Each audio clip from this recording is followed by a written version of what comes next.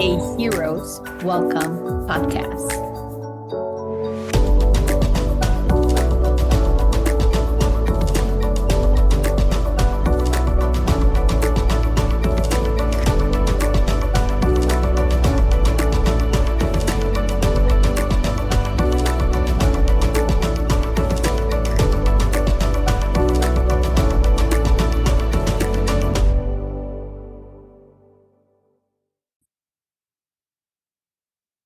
Good morning, everyone. This is our first episode for all of you curious play therapists, mental health therapists, psychologists, psychiatrists. We want to invite you to listen to the Heroes Welcome podcast.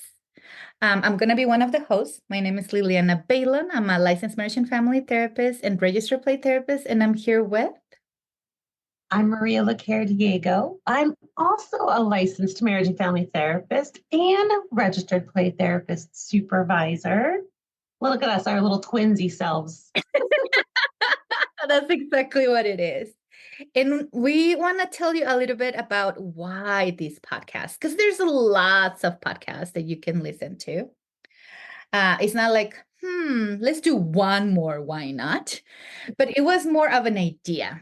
So Maria and I get together here and there, either for trainings. This year we started a work and retreat, and we were discussing that what we feel was a need in our field, which is what is it that we want either colleagues or the public to understand about the world of mental health? What is it that we talk? What is it that we don't talk? What is stigma even within us? What is the groups that are accepted? The groups that are not so welcome? I'm going to use that word. So yeah, like what else would you add here, Maria? Yeah, so I own a group practice based in Las Cruces, New Mexico, which allows me to help kind of bolster up new and upcoming therapists. And really, I mean, originally some of this was really heavily in terms of play therapy discussions. And we've kind of broadened that because we have a lot of conversations we would like to just bring light to. And that's really kind of what started all of this. Liliana and I can chat for days and days. And we find ourselves having these conversations with other individuals in our field that we feel like don't get enough light. They don't get enough attention. And sometimes it can be really scary to put out some of our truths and some of our feelings in the field.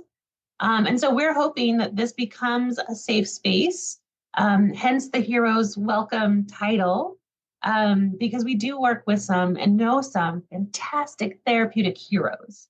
And we want to create space so that they can share their story to not just us, so that maybe we can start destigmatizing and perhaps just maybe one other person might not feel alone in what they're going through. Yeah. So part of our conversations is in our field, either play therapy or psychotherapy overall period. There's a lot of individuals who feel like there's no space for them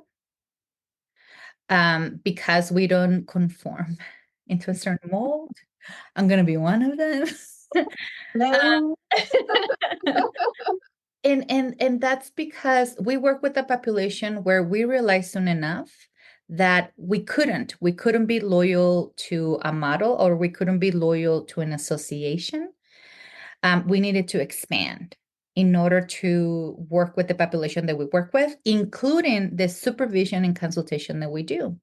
So part of the conversation is, how do we create a spotlight to talk about all these amazing mental health therapists that we know, not just play therapists, but all these amazing and all their expertise. And how can we invite others to know about them versus the norm that we got so used to. I wish you can see my faces because I'm very patient. I'm sure if that's a good thing or a bad thing. Well, we know I don't have a poker face, so you need some comic relief. Find the videos and enjoy. Just for context, we were talking right before the Maria's like, I don't have a poker face. And I was like, then done, we have to play poker because that will be easy money. You might for Liliana. Yeah, no, I wear my expressions quite well. Um, but yeah, we're hoping to share that spotlight, but also really our hope is that people can start to understand that they're not alone in some of these experiences and some of these things that we still feel like we have to keep hidden or quiet or downplay. Um, and so we're hoping that that's what this turns into, is what we're hoping our guests bring, and are willing to be a little bit vulnerable on a larger platform with us, because we've had a lot of these conversations one-on-one, in small, safe pockets of people, and so much so that Liliana and I were like, okay, it needs to not just be in dark corners that we're having these conversations. These are important topics and important messages that need to be shared. Yeah. So that's exactly it. So this is what we hope to deliver to all of you, which is we want to engage other mental health therapists. We want to interview them. We want to know about their expertise. We want to let go of the idea of seasoned practitioners because Mhm. it may be new practitioners. We're both smiling because I keep saying I don't want to be called a seasoned practitioner because that just says to me that I'm old, and I refuse to admit that I'm old. But we want to bring practitioners just so that they can share with the community what are the models that they use, what are the interventions that they like, what population that they work with, what are the adaptations that they had to do with all their clients, what is it that we don't know, not only about them, but about their practice that they want to share so that we can normalize, as Maria was talking about, we want to normalize that not everything is like the videos that we see in trainings, the Mm, books that we read, and those perfect cases that we see. Um, perfect. I don't know about all of you, but my cases do not go that way and do not present that way. Um, Right? right. And even in supervision, right? The videos that I see in supervision, when I talk to my supervisees, we want to encourage them so they don't think that everything is these steps and that's it. Right. So So, Liliana, why should they talk to us? Who are you? What do you bring into this dynamic duo? Because if you've seen our preview with Rachel, it could be easily said that we just have a lot of fun.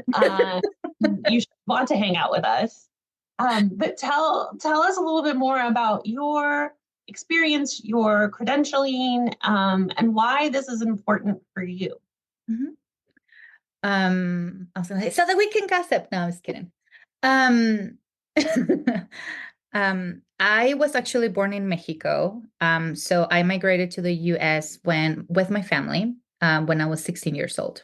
For everyone who knows about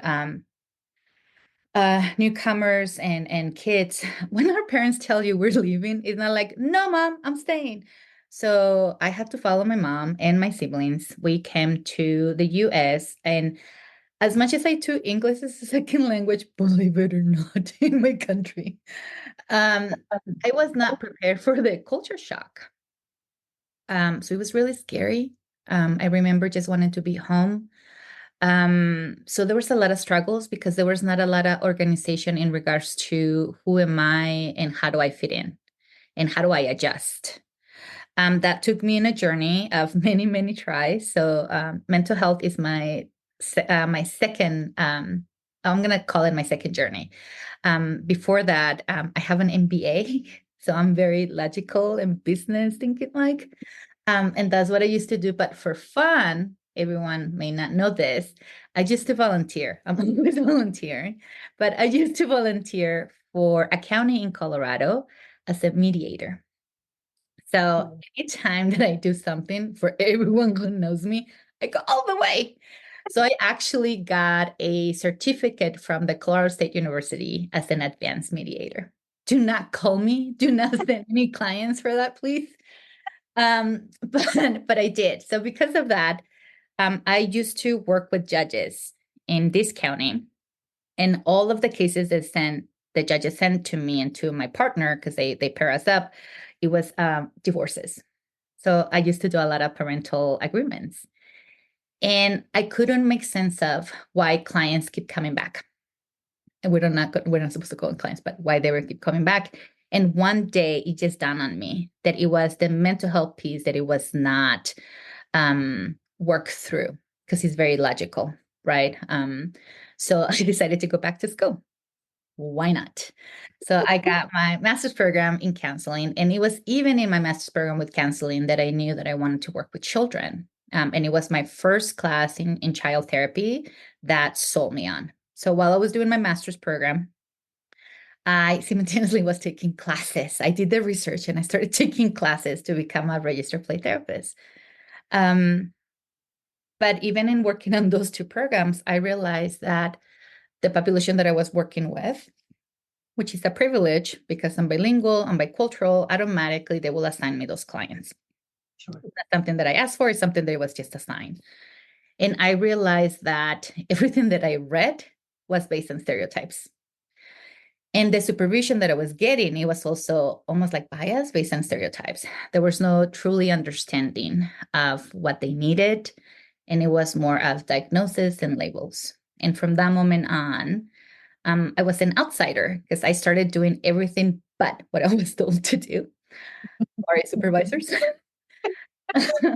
If you know Liliana, you know that's still true. You too. So sorry, but not sorry. Um, And since that moment on, I started doing a different kind of work, which is let me share with you. I think you're about to hear my dog. Let me share with you what I have learned on my in my journey as a mental health therapist in regards to when you're working with newcomers, which that's what we're calling migrants, where when you're working with newcomers, there's a lot of things that we do not know. And because I have learned that along my way, not only because of a personal experience, but also the professional experience, I decided, let me advocate and let me share what I know with others. So that by himself make me feel not welcome. And it can be a perception. But my accent will get in the way. The way that I think sometimes will get in the way because people will dismiss it right away of that's not how we do things. Sure. So that was the call in regards to how can I advocate for what I know and how can I share with others what I know when this is becoming a global issue, especially in the last, I'm going to say 10 years or so, it's becoming even more. So that's how I started advocating. And that's how even I came with you, Maria, like talking about, hey, tell me about New Mexico. Like, tell me what you know. And then just started these, because everyone listening, Maria and I actually met in Hawaii, not in New Mexico, not in Colorado. We met in a training in Hawaii. And there was just something about it. But that's how we started not only sharing my background and my story, but also Maria supported me in regards to, so what can I do? And from that moment on, it just became texts, emails, supporting each other in regards to what can we do to highlight this and to support me and supporting others like me that we're just different because of what we do and because of who we work with. Yeah, no, I love that. I love that. I didn't know your history about being a mediator, but it makes sense, especially knowing some of the roles that you've had or currently have. That is a very good skill. It's a very good skill. And I did know that you had your MBA, but I love that because I think that gives you such a solid foundation for doing what you're doing that we don't, those of us that did not pursue that and just have a straight clinical based degree, we're learning that business piece after the fact.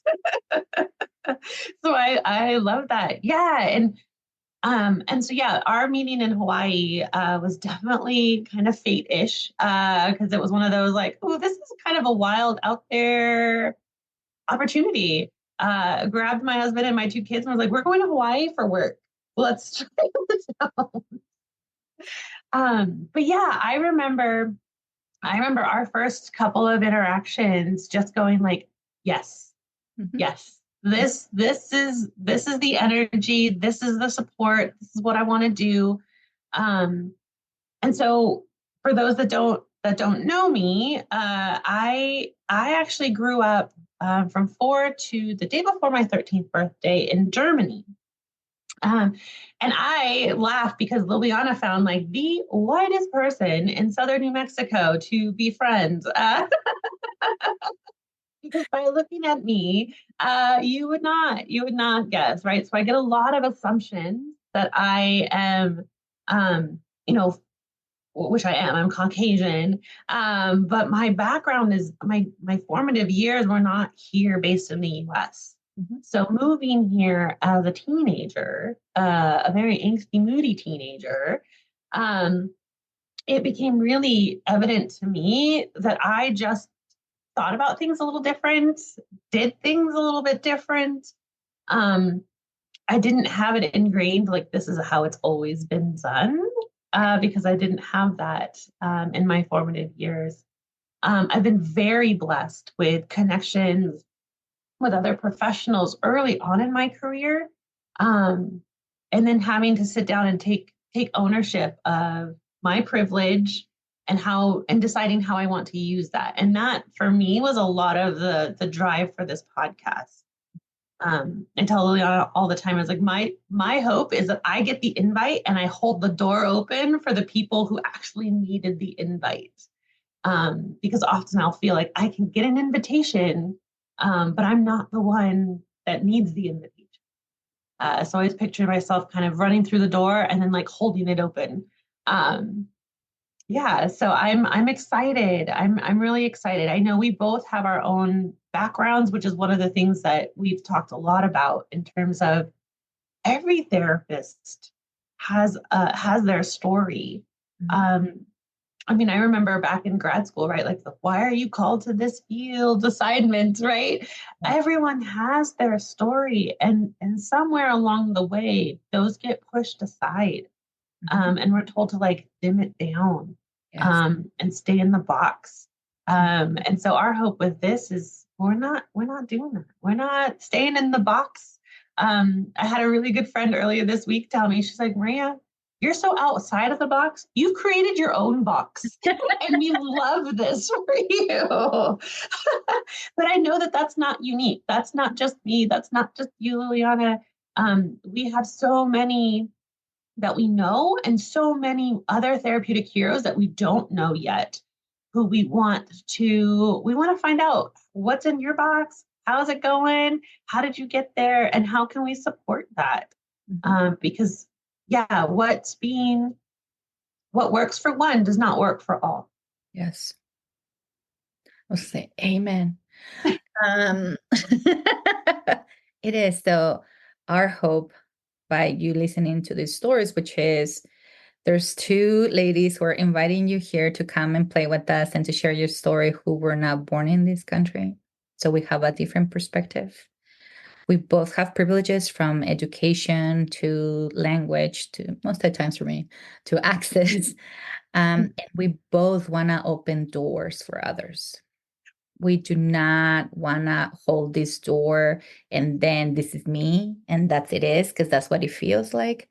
We want to open the door so that everyone else has something to share and to say because we believe that they have value in it. Absolutely.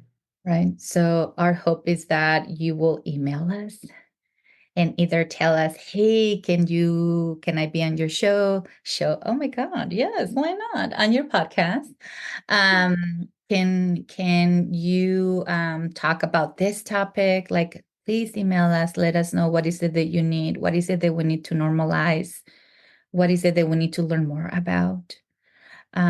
What is something that you have read and you're like, nah, it has to be something else out there. But we want to advocate for all of you. We want to advocate for our field.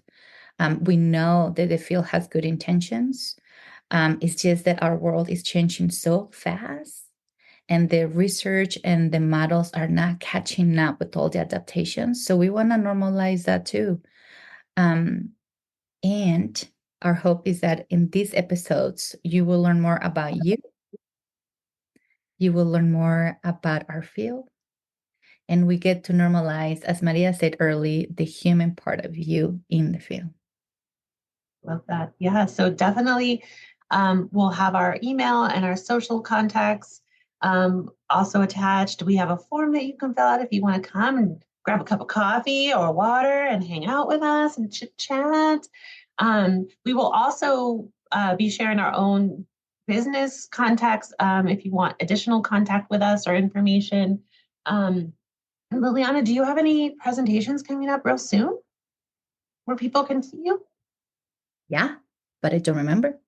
I started Okay. early with Maria, then my brain is just playing with me. No, I do, but one is Monday. So it's like really, really soon. So, but yeah, no, just go to our website so that you can find out more about us. How about you, Maria? Do you have something that you actually remember, not like me? Well, you and I will be in Disneyland in March. Yes. Oh, that is one. And you can see both of us again at the Mid-Atlantic Conference in June. We're partnering up with Marshall Wiles for a very important conversation, which if you cannot join us in person, we will be recording and then posting on the podcast so that you can at least get the audio. Do you want to tell them what we're chatting about with Marshall?